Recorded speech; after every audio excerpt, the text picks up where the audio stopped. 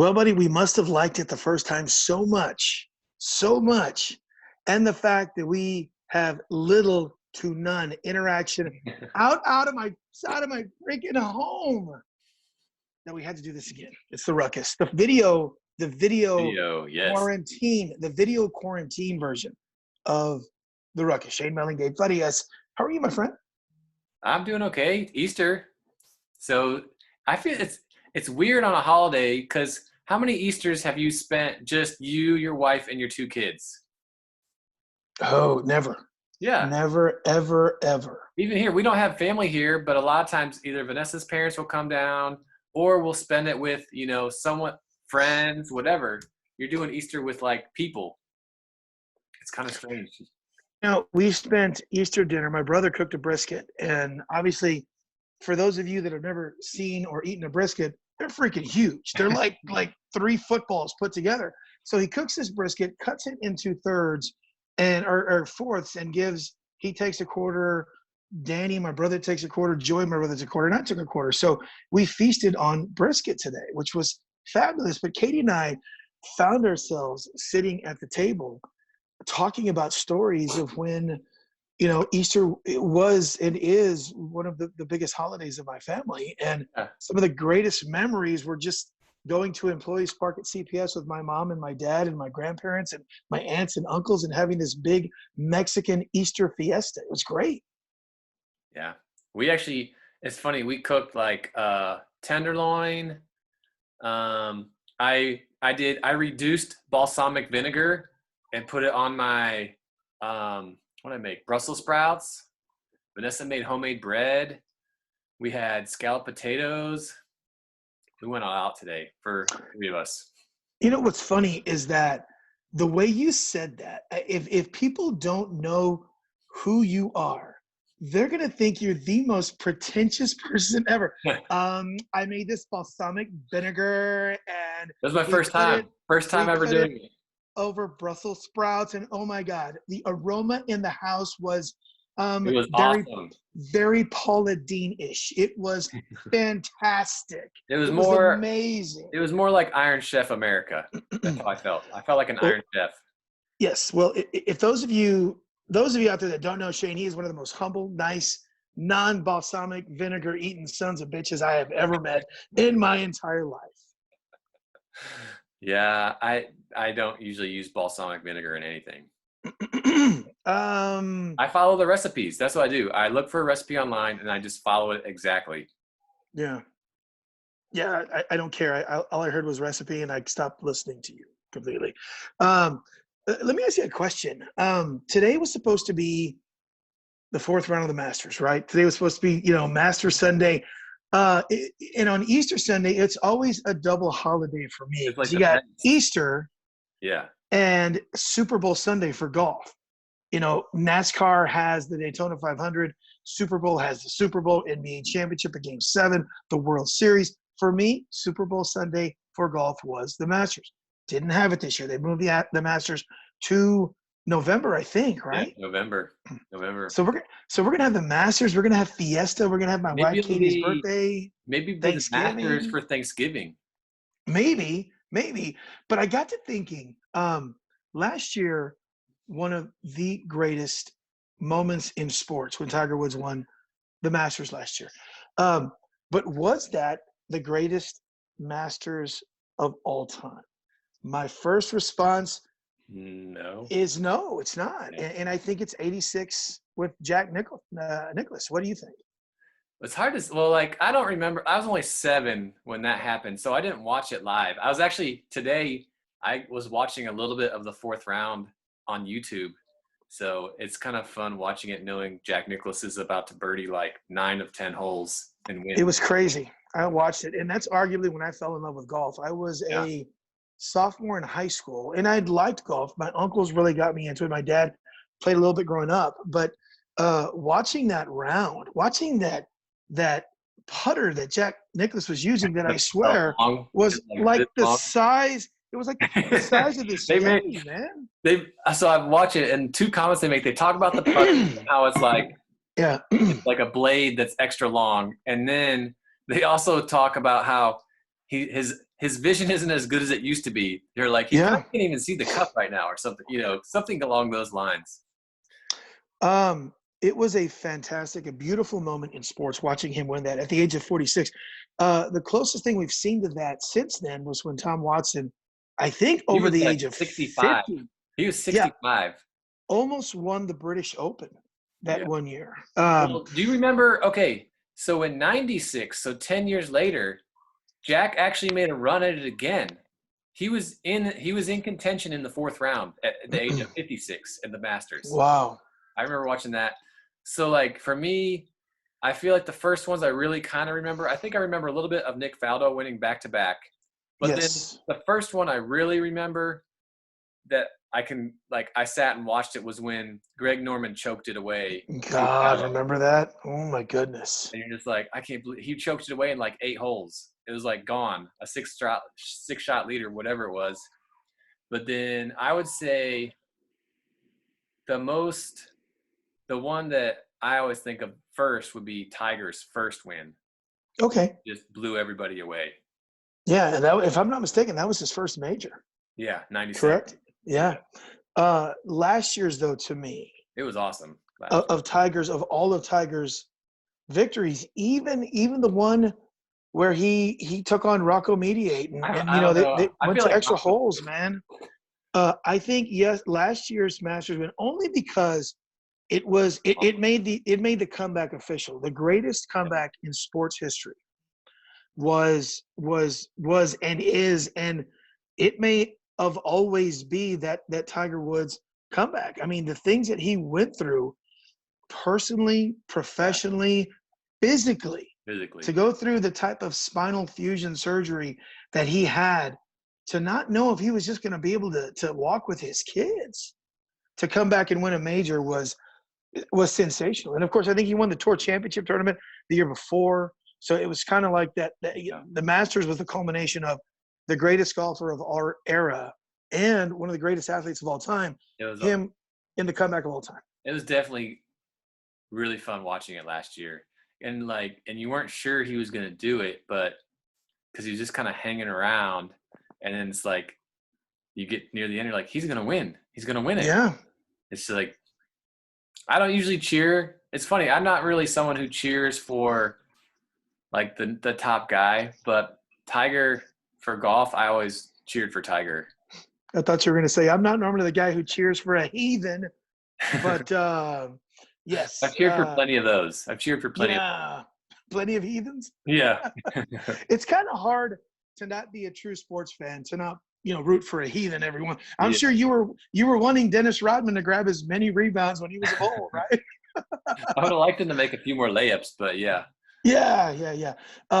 But 16 last year when he was right there and he hits that shot, of course, famously, 16 was the Bern Lundquist. Oh my goodness. If I'm not mistaken, right? In your life, have you ever? In your life, have you ever? The chip out of the bunker. Shot, right? That was the chip shot. The chip shot. One of the greatest moments in golf history. Wins that Masters. Still, though, last year was Tiger's, I think, greatest accomplishment in golf. That it's either that one or the U.S. Open with Rocco Mediate. A month or so ago, I rewatched. They had a special on it that was on Netflix or something. I don't even know. Really? Maybe it was on Amazon Prime, and I just clicked on it and watched it, and it just went through basically in the third round is where he re-hurt his knee. Yeah. And he's like, I'm not losing. I'm winning this thing. And he had to make a putt on 18 and Rocco's like, you have a putt like that separates the good from the great. Yeah. And the guy goes, so what are you, Rocco? He's like, I'm just good. Well, if I'm not mistaken, he makes a putt on 18 to send it into extra holes the following day. He had to make and then makes a putt on that 18 to send it to extra holes, right? I can't remember the second one, but yeah, they went to the extra holes. And it's just crazy. I remember watching that tournament too. That was is Tiger even going to be able to finish the tournament type of thing? Yeah. Well, golf is fun, and I miss it. And I do think, though, to kind of circle back to the whole quarantine, social issues that we're going through right now, health wise, I think golf courses are probably going to be one of the first ones to open Yeah, because you kind of already have you're that. already you're already away from each other. Yeah, you're away from each other. And I just think that that's one of the things that they need to open up right away so people can get back out and Yeah, start the only returning to time normalcy. you just have to be careful around the tee box and then on the green. But even on the green, you can just stay away from people. It's easy. Yeah. And no high fives. Yeah, no high fives. That's the thing. People will high five. You just have to not high five. How about an air fist bump, like one of Air- those? Like this, like what we're giving right Yeah, here. we know watch it. Right? Boom. Do we have to do the? We've been Do we watching a have to lot do of that? big. We've been watching a lot of Big Hero 6 at my house, and he goes Yeah. do do do do do do. Don't ever do that again, please, please, please. Go ahead. Let me see. One more time. One more time. No. This will be the last time you'll ever do it. No, I won't. I have a 5-year-old. Yeah, that's true. That's true. Right now, enjoyment for a lot of people is social media. People are turning to social media, and I'm loving. First of all, do you have TikTok? No, Okay, I have TikTok. I picked it up. Be looking for some Gabe funny ass TikToks. I'm on a TikTok because last year I had a student that said, "Coach, do you want to be on a TikTok with me?" I'm like, "What's TikTok?" TikTok. I'm like, "What is that?" I have no idea. So evidently, I'm on a TikTok video. I'm on random students' TikTok videos because they'll always come in and do like a little dance, and they'll ask me to do like one thing in it. Yeah, you realize you're a meme. It's like Yeah, whenever your dorky teacher does something stupid, and they're gonna show you doing something, and yeah. it's some kind of song, and it's like wah wah wah, They think it's and hilarious. yeah, your dorky teacher meme. That's okay. But social media right now is a lot of people's focus organically. I was flipping through mine today, and I saw a post from a buddy of mine, and it was these Bulls versus these Lakers, who would win? The Bulls he listed, of course, you're a big Bulls guy. Derrick Rose, Michael Jordan, Scottie Pippen, Dennis Rodman, and I mean, Jesus, one of these things is not like the other. Bill Cartwright. For the life of me, I could not. I thought it was Horace Grant when I first saw it because you would think, okay, Horace is a solid big. He's really one of the guys that was one of the meaningful guys on that Yeah. first part of the run versus the Lakers. The Lakers team was Magic, Kobe, LeBron, Shaq, and Kareem. And my first thought was, why are you even posting this? It's not even close. But Yeah. there were people that were saying, old school Bulls, old school Bulls. I'm like, no. At some point, you have to say that team is far superior than the Bulls team. Well, first of all, I'm going to say this. The Celtics and the Lakers would have the two best teams. Okay. And like just picking, like think of like the Celtics. Me and my dad were talking about this because you brought it up and we were talking about it. Think of the Celtics. Who do you pick for their like front line? Bill Russell. Bill Russell and Larry Bird. Larry Bird. We decided on Kevin McHale, but they have That's Dave who I would Collins. pick. Yeah. They have Dave Collins, who was an MVP. They have like John Havlicek, who's Havlicek stole the ball. They have. Yeah. We talked about all these guys, and then we realized we didn't even bring up Kevin Garnett as an option to even make the top 5. That's how good the Celtics would be. Kevin Garnett would not even sniff the floor. I think I'd have Garnett over McHale. That's just me. No. Yes, I would, man. I would. No. I mean, Garnett was special. He could do everything. So was McHale. Yes, but athleticism has to play a part in this, right? Who was more athletic player? McHale blocked just as many shots. When your arms are like 8 feet long. So you're starting a team right now, and you can either pick Kevin McHale or Kevin Garnett. Who would you start? This is what we're saying. Kevin Garnett for the Celtics?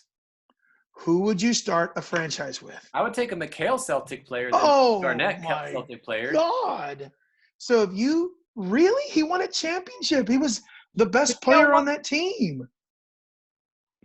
I think Paul Pierce is the best player. No, it was Kevin Garnett. It was Kevin Garnett. Paul Pierce is a bitch. I mean, remember God, Shane, don't you remember what happened?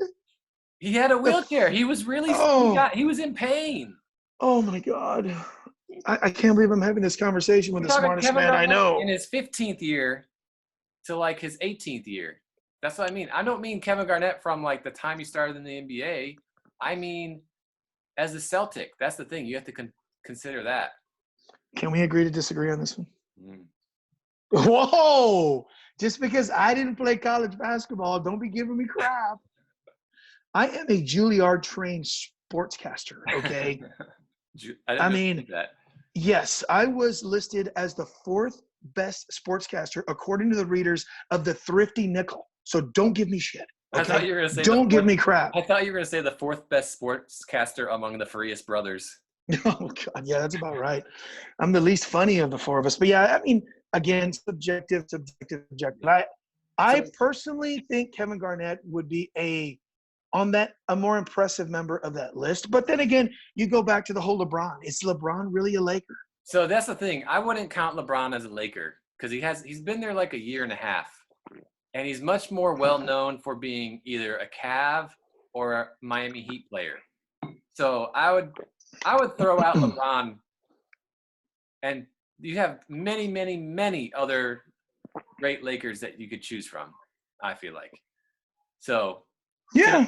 Can we first go with the Bulls and my disagreements with their choices? Sure. Okay, first of all, let me tell you the ones I agree with. I agree Michael Jordan and Scottie Pippen. Yeah. Go ahead. That's it. Those are the only two. I agree. Agreed. So, all right. Power forward. So, the Bulls had, before the Jordan era, the Bulls had a pretty strong team for about 5 or 6 years in the 70s. And Bob Love was their power forward. And I went back. I spent a lot of time on Basketball Reference today. But for 6 straight seasons, he averaged between 21 and 25 points a game. He was a 3-time all-defensive player, 2-time all-NBA player, and was in 3 All-Star games. So he would be my power forward. Over Rodman. Rodman only played 3 seasons. He was the rebounding leader. But he won 3 championships. He won 3 championships, yeah.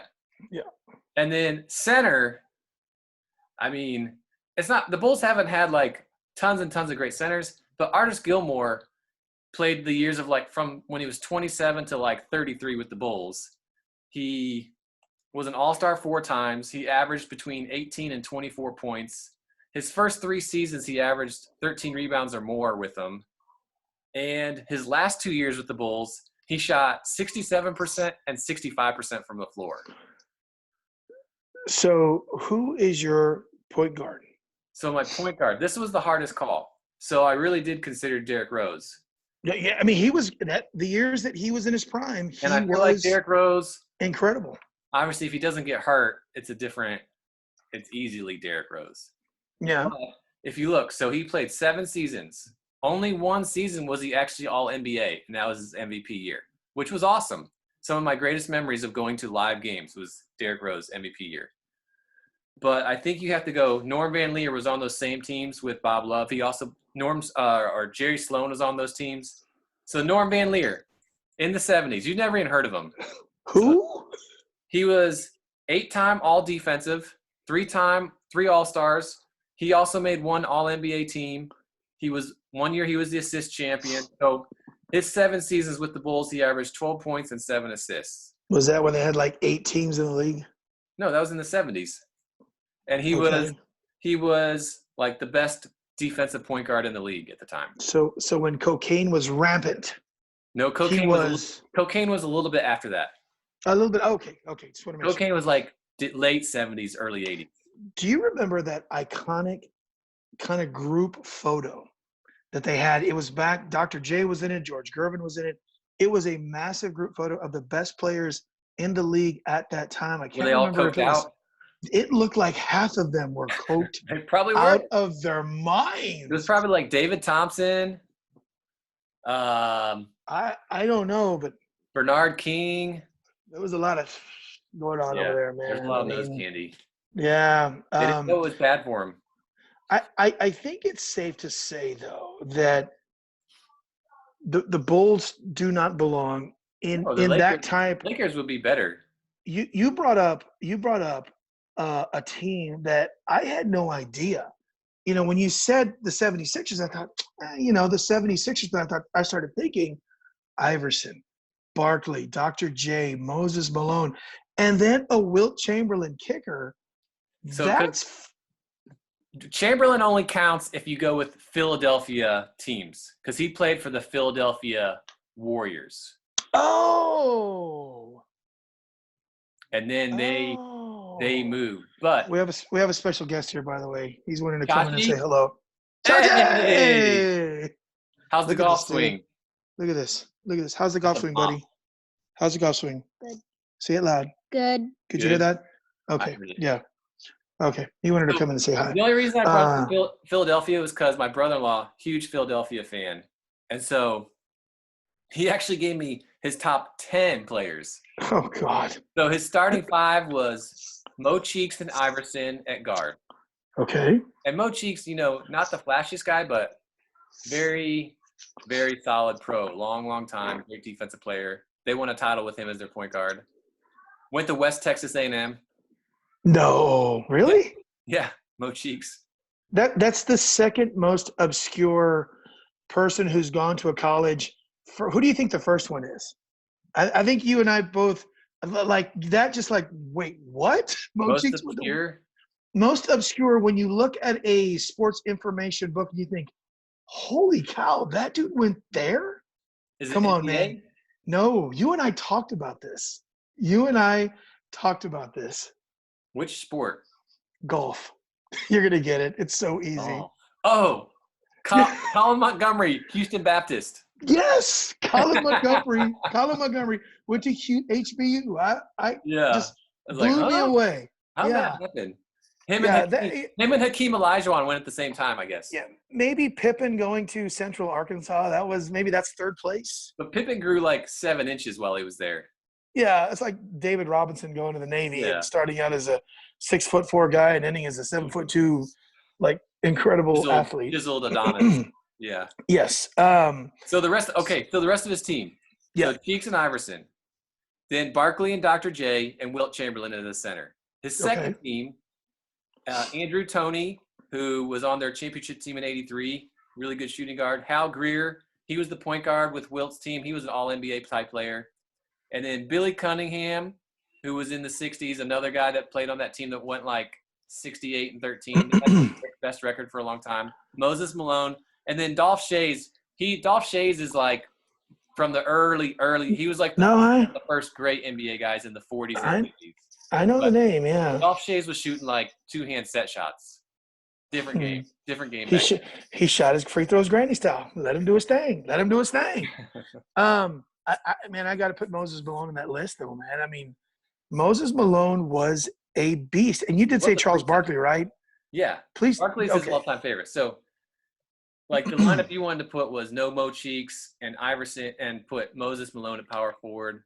That's a hard lineup to go with Iverson and then 4 forward/centers and no other ball handlers, really. I mean, Dr. J is kind of the Pippen. He can go like a 2 and 3, right? No? He was more straightforward. He wasn't like a big ball handler. Like Pippen, was the Bulls' point guard pretty much. Yeah, well, that's what I'm saying. I always thought Dr. J was more of a Scottie Pippen kind of guy. No. Okay, so sticking on this theme. Okay. And of course we need to talk to the great Wayne Witt, who used to work for the Spurs for years. The Spurs, all-time great 5 is pretty impressive in and itself. This is my list. You probably will either agree or come close. We actually agreed on this one. Yeah. Tony Parker at the point guard. George Gervin as the shooting guard. Manu Ginobili, small forward. Tim Duncan, power forward. David Robinson, center. All 5 are or will be Hall of Famers. Yeah. That's a great lineup, man. You win 5 championships, though. You're going to put together some pretty good teams. A lot of those guys are going to make it. Yeah, the only ones I don't really know the Spurs from the late 70s and early 80s when they had some really good teams. That's why I said Wayne Witt, because he actually worked for the Spurs.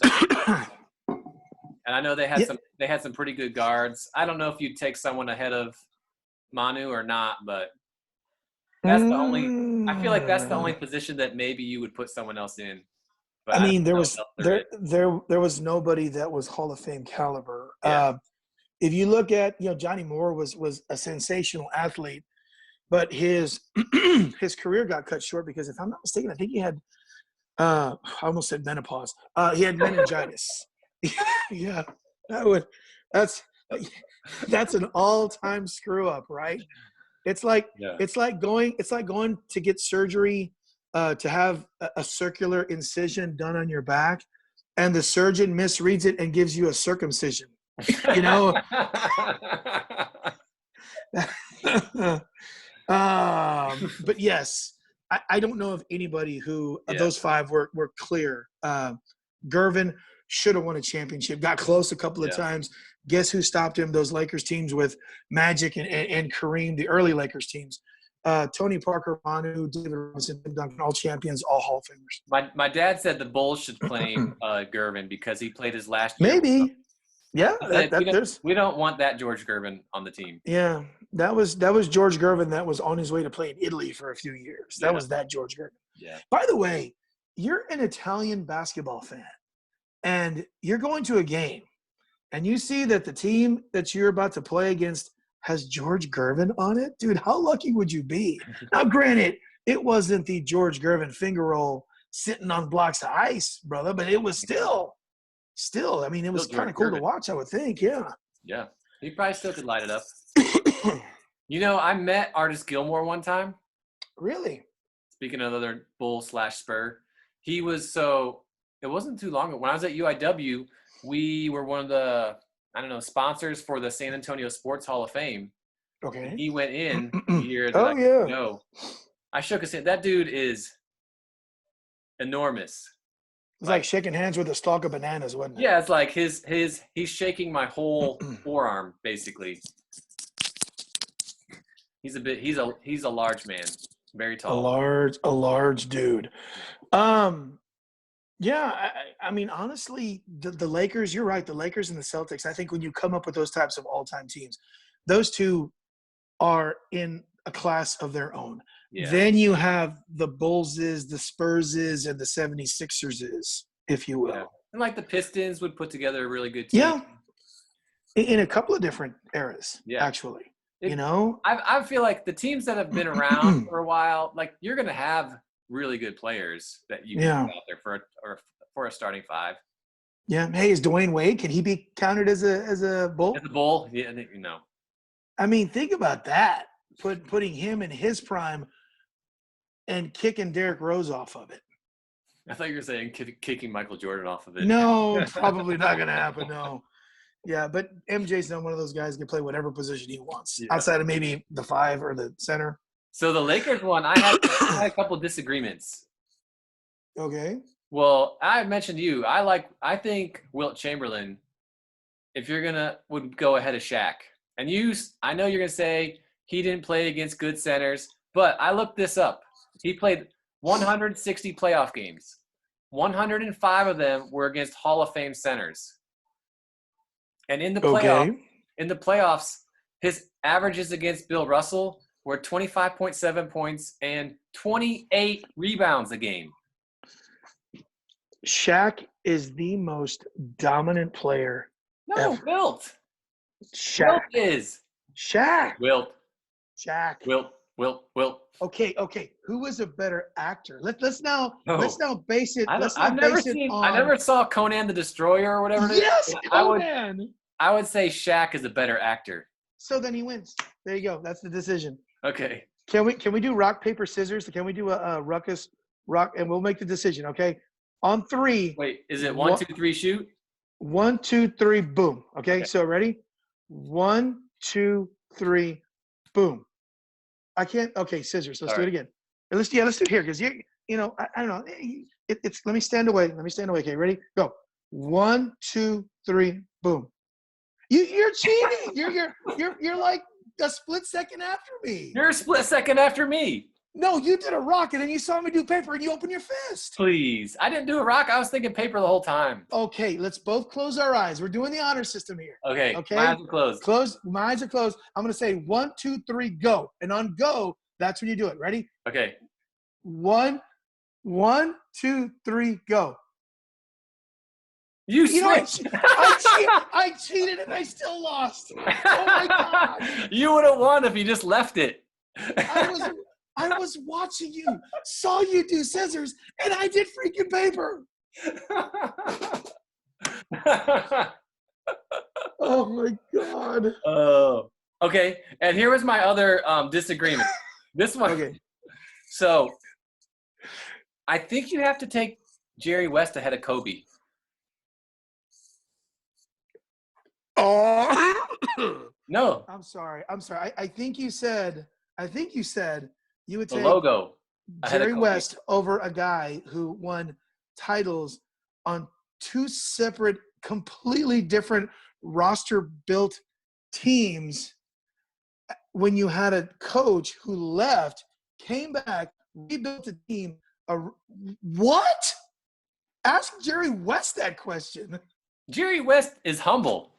Jerry West, though, like How many titles did Jerry West win? 2. How many did Kobe win? He won 5. So we're just How many counting trips titles? to the finals? Huh? Oh, Jerry West made it to the finals 11 times. That you're not making your point, man. So Jerry West he averaged more points, more rebounds, and more assists than Kobe. So my team includes Magic, Kobe, LeBron, Shaq, Kareem. Your team includes Magic, Jerry West, LeBron, Wilt Chamberlain, and Kareem Abdul-Jabbar. Actually, I think I want to put Jerry West instead of LeBron, maybe. Because Magic can play small forward on defense. I think I like that lineup better. Like you just obliterated the greatest lineup of all time. I'm not counting LeBron on the team, though. But he's in his prime still. I know, but he's only been there a year and a half.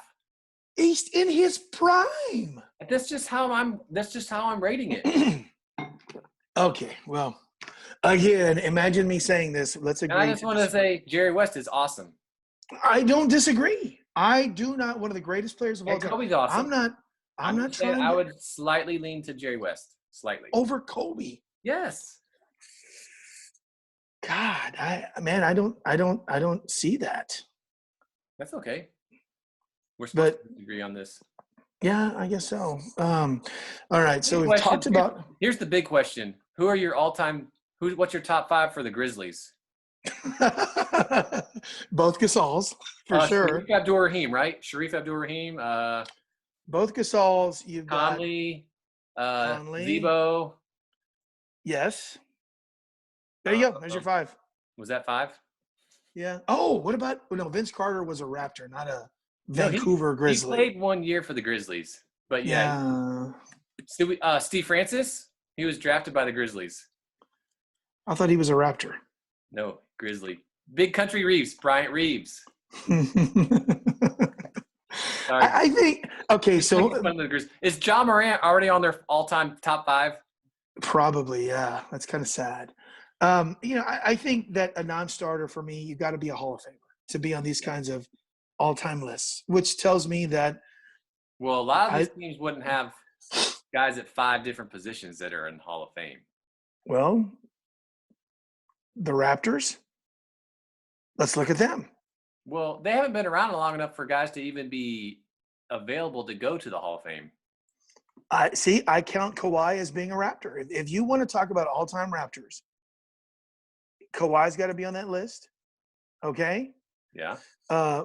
Marc Gasol is going to be a Hall of Famer. He's on that list. He won a championship with him. Okay? Vince Carter. I don't think T-Mac, because he didn't do that much with the Raptors. He exploded with the Magic. And the Rockets. Yeah. Yeah. Okay. This is getting boring. Of course, we're stuck in this house. What's the thing that you miss the most from freedom? And don't get all sobby and saying, going to church or stuff like that, which I get it, but just kind of everyday stuff that you can't do. I really miss coaching, and I feel really bad for my seniors that didn't finish out their high school career. You literally did the opposite of what I asked you to do. I said, don't get all sobby, don't get all sad. And So regular stuff. Okay, so regular stuff. This is what I miss. So normally, Eddie and I in the summertime, we go to a park and play on the playground. Yeah. I miss being able to take them to the park and play on the playground. Still kind of in the same realm, but I'll give you that one because my two are playing golf with Xavier. Last year, Xavier really, he's kind of progressed over the last 2 or 3 years. Last year, though, he started to develop that competitive spirit, started really enjoying it, played in the junior golf PGA league, did very well. And just taking my son out to play golf is something I cannot wait to start doing. So that's not sappy? No, I wasn't going to go there, dude, but you went there and sorry. you're like, oh no, wiping my ass with socks. Of course, I don't do that. That's a joke. What's your other option? Well, my just everyday thing is hair, dude. Look at my dude. I can't get a haircut. I cut my own hair, Gabe. I'm pretty sure it's not straight on the sides. I'm trying to grow a mullet, but it's not working because it's just growing like I look like a Mexican troll. Like seriously, there's nothing I can do with this. Like seriously, I was growing a mustache. I grew a mustache for like 3.5 weeks. I just shaved it. I will send you the pictures. They're not pretty. Oh my goodness! Yeah, do not send me a picture of you doing this. Do not send me a picture of that, please. I'm begging you. I dropped my high dollar lighting there. Hang on a second. Okay, there we go. So everyday stuff for you. What do you miss? Because you did the whole sob story thing and. Every day. I mean, this time of year, I really miss the NBA playoffs and March Madness and watching the Masters. Those were things like I don't watch a whole lot of the NBA until the playoffs hit, and then and it's like something every night I turn it on and I'm just kind of watching games. Same thing for me with college basketball. I watch a little more NBA basketball because of the Spurs and it's so readily available to watch them. But watching college basketball, the tournament, the bracket, watching teams like Northern Iowa or a few years ago, Stephen F. making magic, just shocking people. It's so emotional and it's so beautiful and so romantic. It's hard to not love that stuff. I was really looking forward to the tournament this year because I'm an Illinois fan and they finally have a good team this year. And so I've actually been following them, all their highlights. I'm reading stories and then nothing, just kind of. And now we're stuck watching the Uruguayan men's curling team taking on. I'm watching the 86 Masters. That's what I'm watching. Oh yeah. Yes, sir. I think that's a Vern Lundquist. Well, so I listened to a podcast about this. Vern Lundquist said, "Yes, sir." 3 holes earlier, the British announcer said the same thing on number 15. Really? Yeah, but no one knows that because Vern Lundquist overshadowed him with his. Yeah, it was yes, sir. Yeah. Vern Lundquist is, I think, greatest voice of all time when it comes to broadcasting. Even better. What about who was the longtime college football guy? Oh, Alabama. Granddaddy of them all. Yes. Oh my goodness. I always liked him a lot. Oh, not Frank Gifford, who, by the way, I love Frank Gifford's voice too. No, definitely not Frank Gifford. Yeah, no, I know who you're talking about. Oh my goodness, he did the Gatorade commercials. Right? You'll think about it after we're done. Yeah. Oh. I like his great voice. Keith Jackson. Good God. Jackson. I mean, I like Al Mike.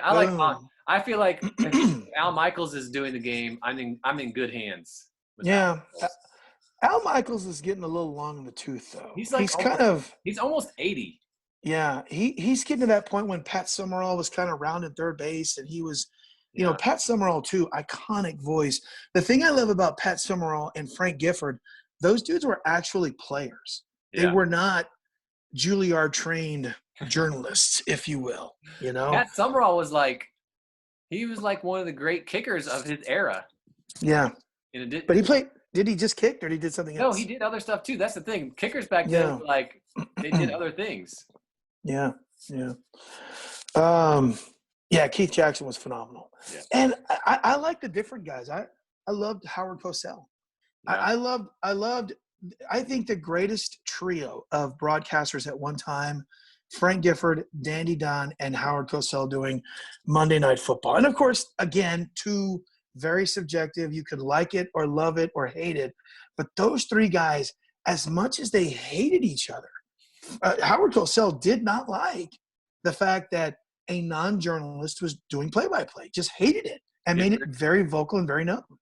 See, it's funny is like, I don't think I was alive for Gifford being the play-by-play guy. My first Monday Night Football games I remember was Michaels and Gifford, where Gifford was the color commentator. Okay. Because in the 80s, the Bears were on Monday Night Football quite a bit because they were really good. But yeah, that was a long time ago. It was a long time ago. Remember the was it Al Michaels, Dennis Leary? No, not Dennis Leary. Oh, what was his name? Was Dan Fouts and Dennis Miller. Dennis Miller. Yeah. Yes. By the way, work as well. with Eric Dickerson doing sideline reporting, that's arguably the worst.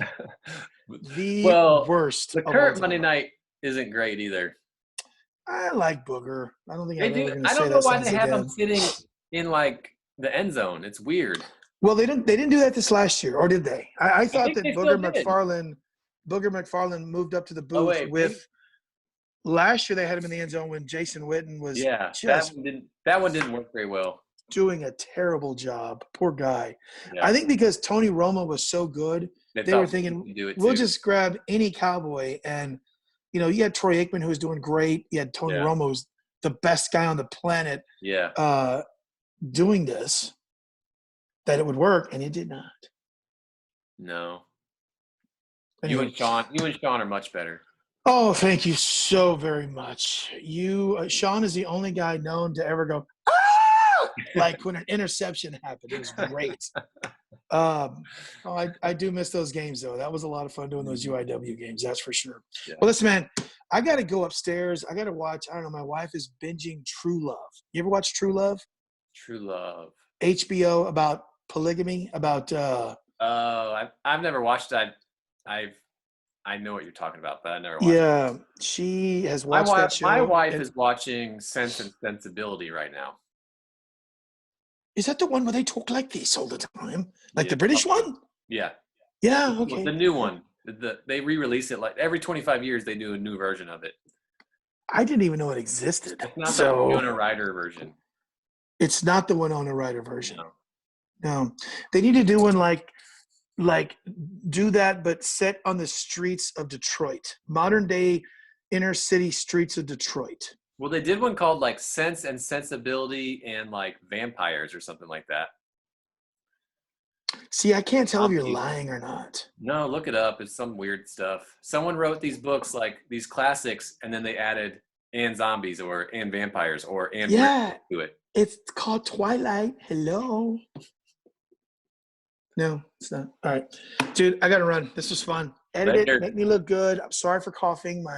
I don't have the COVID, nothing like that. I've got a lot of allergies. We'll just keep our distance. We'll keep our distance. How about this? A little air high five? Little air. There you go. All right, Shane. For Shane Melling, Gabe Farias. Good night.